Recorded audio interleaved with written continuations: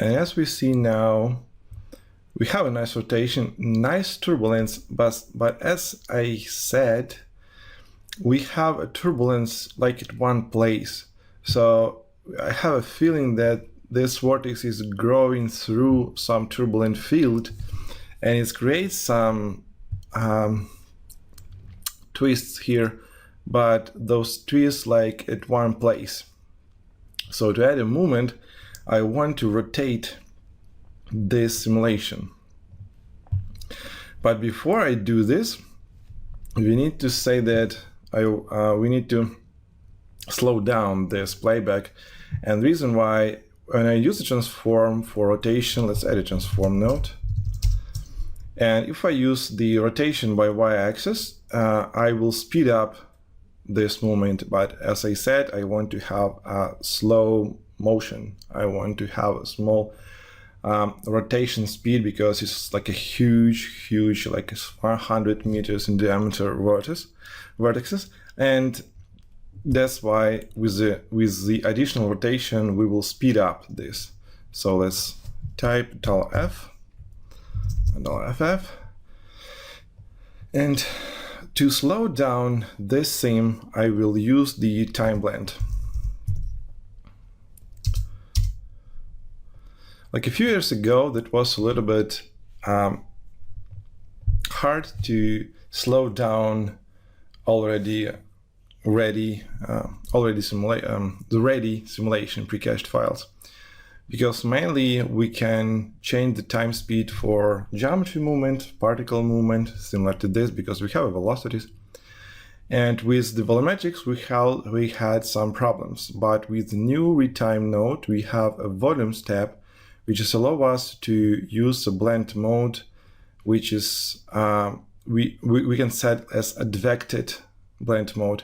So we're going to use a velocity field to define the speed, the movement speed for each voxel, and then define where this information should be between the frames.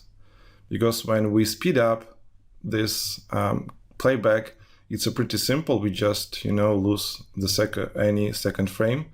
But when we slow down, we need to interpolate and add any second frame. And to have an information what we should have, where we should have this information in the next frame, actually between frames, we need to use the advected blend mode and a velocity field to make nice and smooth slowing simulation. So by speed and with the time blend, I can reduce the speed, and not too much, like 0.5, so its speed should be twice smaller. And now if I use the transform and the time blend, I'm gonna have 200 frames, because it's twice slower. So we're gonna have 200 frames. It takes some time, because the time blend works with a huge amount of information, and that's why it takes some time. So another thing what I do want to do is add another cache file, because I don't want to spend a lot of time for calculating my time blend each time when I want to render one frame or something like that. So go to File Cache and save this rotation. Again, like 100 frames. I don't want to get too many, because that 100 frames should be enough. So let's start. Maybe we'll start from frame 25, maybe to 100. So 75 frames. Just to see how it works. If we want to, we can increase it to 200 frames. We can do this because we have 100 frame here, twice 200 frames. Why I said 25 frames at the start? Because we spent some time for getting a nice shape. As in always, in a beginning simulation, it's not always have a good shape. So vortex wide, version 2 slow. Get a null. Oh, actually, let me just take this null object and paste it here. here what we've got. And with there's some missing frames, I don't know why, but with this tornado I want to do the same thing I did with the first one. So I want to add one additional layer, less actually more transparent, less dense, and with the bigger radius. So at first time what I did is create a different particle simulation, but in this time, let's remove this. I'm gonna take my particles out, okay, and add a transform. Add a transformation, and I want to increase the size of my vortex. So what I want to do, I want to rotate it because I don't want to have the same shape. So I'll rotate it in 180 degrees and make it a little bit bigger, so 0.5. Like here, let's disable that. But with the bigger scale, I guess, what I want to do, I remove the trail soap from here and put it there.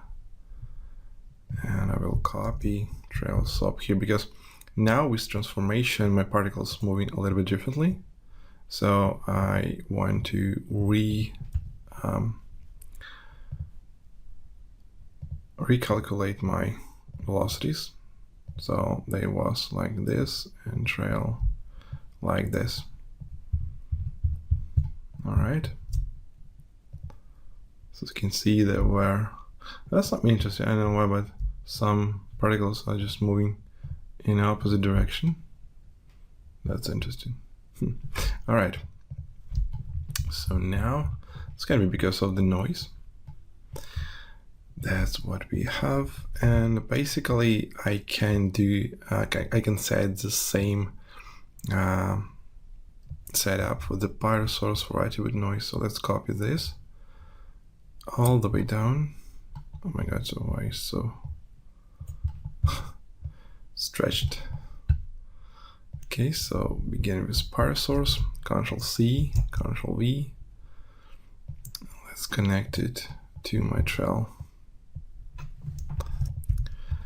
With the density, I guess I'm gonna use the same attribute noise, but with the point velocity, let's change something, like change the scale, smaller pulse duration, and the biggest swirl size.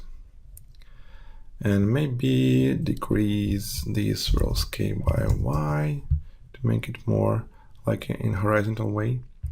And maybe add a little bit of grain and a little bit of turbulence, so it's gonna have a little bit more small details in my velocities. So I keep incoming, plus I add micro noise. All right, now with the volume rasterize, we have a density and velocity, so it's fine. The voxel size is 0.3, let's give it 2. So vortex white, same one. Okay, it doesn't matter how we call this. So with the settings, press escape, get back to my fast frame. And I just want to visualize it. And I know it takes some time for getting result. Come on. I don't know, maybe it's something, no background process, just working very slow. So I press escape, I don't know why it's working so slow. And with the density, I will keep the very low dense scale, but with the velocity, I will increase it. It was 5, so let's increase it till 10. Let's say 10. Make a bigger speed. Oh, come on. Why so slow? Maybe because of the voxel size. And I have 0.1 here. Let's choose 0.15 to remove some quality, but we're gonna have a very less density result. So let's press OK and just turn off simulation, so it's too annoying. So decrease in the step amount with the simulation, I'm gonna have the same setup. So 0.2 for my viscosity and 1 for the buoyancy lift. I think I will decrease the dissipation because I'm gonna have a less density simulation, and with the dissipation 0.5 it can delete my smoke very fast. So let's just do the buoyancy to 5. Do need a disturbance, I guess. Maybe a little bit more sharpening, just in case I want to get more like to call it wispy, streaky result. A little bit more turbulence. So turbulence, I guess I will say, let's go and increase the turbulence amount again to have a little bit more details. And that's what I want to have. So I'm gonna set the same setup with the time blend 0.5 and with the transforming, which is $FF. So we're gonna have the same speed for transformation. All right, so let's just make it like here. So let's put it up just to have a little bit more visually interesting thing. Now it should be white. Okay, white 2, white 4 slow, let's call it. Let's call it white 3 just to have 1, 2, 3, and 4. And out 2. That's cool. Right, so now we're gonna save this result and we're gonna see is this good or not.